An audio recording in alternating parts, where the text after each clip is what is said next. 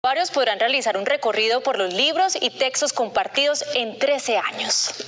Palabras Rodantes del Metro y Confama tienen 3 vagones del sistema masivo de transporte decorados con los textos, frases y protagonistas de más de 1 millón de libros que durante 13 años han publicado en este programa literario. Vamos a tener allí en este tren, como siempre, algunos fragmentos de muchos de estos libros que hemos publicado para que puedan ser disfrutados por nuestros viajeros durante sus recorridos. En las estaciones del metro todos quieren leer y las cifras lo respaldan.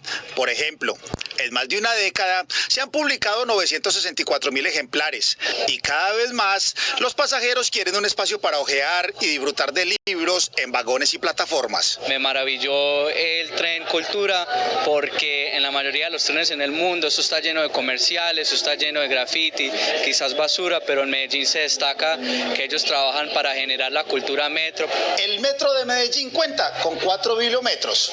El tren de la lectura, el tren de la cultura, el tren de palabras rodantes que está presentando el metro hoy precisamente es un homenaje a lectores. Confama destaca esta alianza y las 4 bibliometros, entre ellas la de la estación San Antonio, que diariamente recibe 250 personas y presta cerca de 120 libros. Más de 1.042.000 personas han circulado por estos espacios.